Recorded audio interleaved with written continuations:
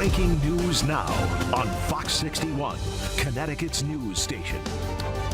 We begin with breaking news here at 6. Just moments ago, a judge ordered a hearing into Alex Jones's InfoWars sale to The Onion. Good evening and thanks for joining us for the Fox 61 News at 6. I'm Brent Harden. And I'm Bridget Piorlo. Fox 61's political reporter Emma Wolf-Horst is joining us now live in studio with the update. Emma. Bridget, Brent, a federal judge in Texas ordered this hearing after Jones and his lawyers raised questions about how the bankruptcy auction was conducted this week. They allege the trustee overseeing the auction changed the process only days before. But just hours after The Onion announced it acquired InfoWars this morning, the InfoWars website was already shut down. It's just poetic justice. Thursday's satirical news outlet The Onion announced it successfully acquired Alex Jones's InfoWars. This is turning a chapter on a very, very painful moment. Jones owes more than $1 billion in defamation suit compensation to the families of the 2012 Sandy Hook Elementary School shooting after he falsely claimed the shooting was a hoax. The families are so relieved. The misinformation, the painful, cruel misinformation that has been visited upon them will be staunched. The families of 8 Sandy Hook victims and 1 first responder backed a bid by The Onion to purchase InfoWars' intellectual property, including its website, customer lists and inventory, certain social media accounts, and production equipment. The Connecticut families even agreed to forego a portion of their recovery to increase the overall value of The Onion's bid. The exact price has not been released. In a statement, Chris Mattei, attorney for the Connecticut plaintiffs, said, quote, by divesting Jones of InfoWars' assets, the families and the team at The Onion have done a public service and will meaningfully hinder Jones's ability to do more harm. InfoWars has long fueled misinformation and conspiracy theories, but now The Onion says it's changing that. The outlet says it will be working with the gun violence prevention organization Everytown for Gun Safety to turn InfoWars into a site of humor, relaunching in the new year. What we will basically be trying to do through this new alliance is reach all Americans. And the truth is that Americans believe in gun safety. They believe in common sense. Everytown and The Onion together will open a new chapter on InfoWars, and a chapter that is devoted to the issue of gun safety. Now, Jones says he does plan to file legal challenges against this sale. The hearing the federal judge ordered is set for next week, but the exact day and time are still to be determined. Bridget, Brent. All right, Emma, thank you very much. We are following more breaking news right now, this time out of Avon, where firefighters are responding to a fire at a home on Timber Lane. You see it glowing in the darkness there. We just got this video in from the scene from someone who lives close by.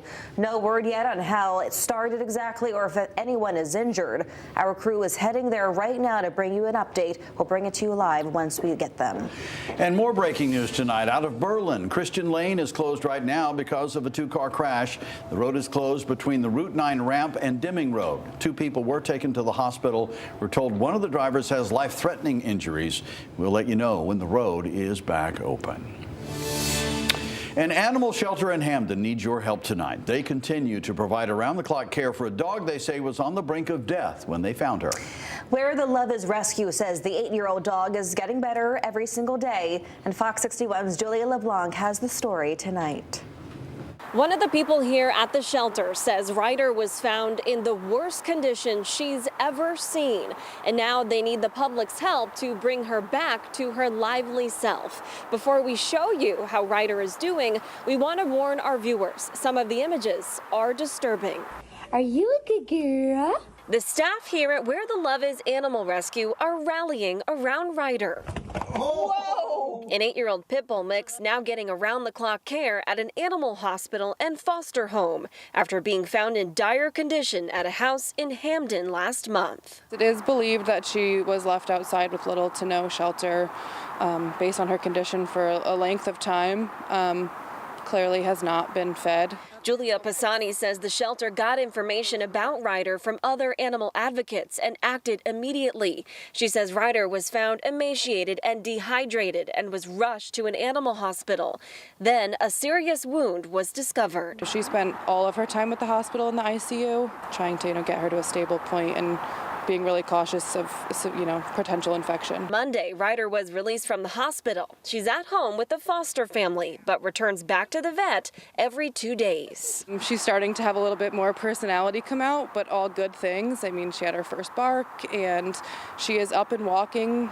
She's able to support her weight. Her tail wags nonstop. It's a situation those at Desmond's Army say they're seeing more often, with each case seemingly getting more severe. The amount of animals being abandoned is unfathomable. The intention behind that is quite frightening. But when it comes to Ryder, the shelter has spent $15,000 and counting to keep her alive. But they'll do whatever it takes. We're really doing everything we can, and the number keeps growing, but we definitely, if there's anything about this rescue group, we will not stop until she is 100% healthy.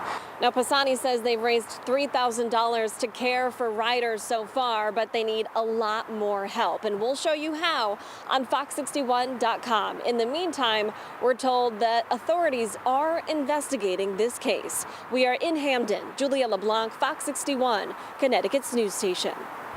All right, Julia, thank you. Time now for a check on the forecast. Will the chilly trend last until the weekend? Chief Meteorologist Rachel Frayne joining us now. Rach, it's going to warm up a little bit, isn't it? It is. We only have one more chilly morning ahead, and then temperatures are going to rebound in a big way Friday into this upcoming weekend. We're looking at 60s. 29, though, tonight in Hartford. This is that one last cooler night I was telling you about. 23 in Windham and 33 for an overnight low temperature for the New Haven area. I also wanted to let you know there is a coastal flood advisory in effect now until 3 o'clock tomorrow afternoon. During high tide tonight, which is around 10 p.m.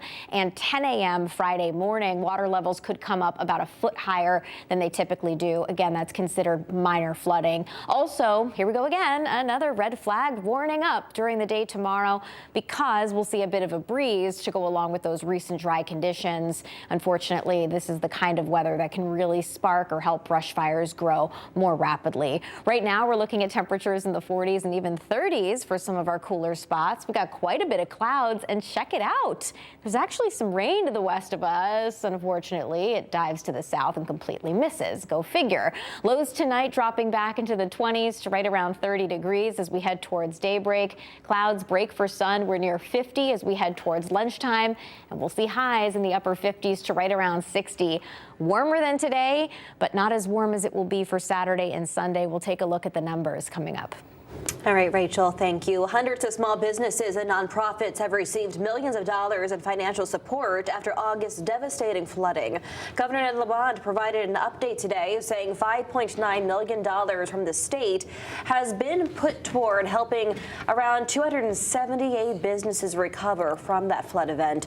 FEMA and the Small Business Administration are still accepting applications for federal individual assistance. That has been extended through November 19th. And for federal public assistance through December 24th. The state leaders want to make sure repairs done in the wake of natural disasters are done with resilience in mind. Today, Senator Richard Blumenthal introduced the Rebuilding with Resilience Act in response to August's flooding. If passed, it would amend the Stafford Act to ensure projects completed using disaster assistance funds reduce future damage and loss. The Senate Committee on Homeland Security is expected to take up that legislation next week. Wallingford police are investigating two separate robberies that took place on North Colony Road. The first one happening last Friday night at Checkers. That's where police say a suspect took cash from the register and did not display a weapon. The second robbery happening at the Valero gas station. Police are looking for the person on your screen here. You see them with a hoodie, the face hard to recognize, but if you do, call police. Officers say the suspect displayed a handgun and took money from the register. Police have not determined if the robberies are connected or not.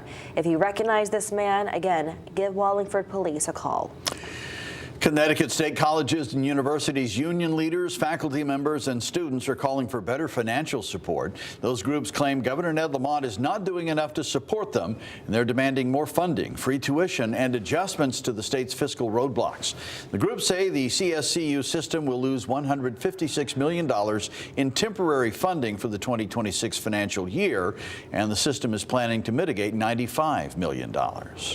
The governor's office sent a statement in response to union leaders and students saying in part, quote, the administration is still working on a budget proposal for the upcoming year and anticipates this proposal will include support to ensure that this system can continue to thrive. Hartford Healthcare is partnering with the American School for the Deaf to expand access for patients who are deaf or hard of hearing. The partnership includes the addition of a full-time American Sign Language medical interpreter to the Hartford Healthcare team. This to offer in-person American Sign Language services as well as other translation services. It will also give patients access to assisted listening devices, or other known as qualified note takers. Well, new tonight, President-elect Donald Trump is expected to pick Robert F. Kennedy Jr. as his nominee for Secretary of the Department of Health and Human Services. Kennedy, a former Democrat and vaccine skeptic, ran as an independent in this year's presidential race. He abandoned his bid after striking a deal to give Trump his endorsement with a promise to have a role in health policy in the administration. The HHS oversees everything from drug, vaccine, and food safety to medical research and Medicare and Medicaid.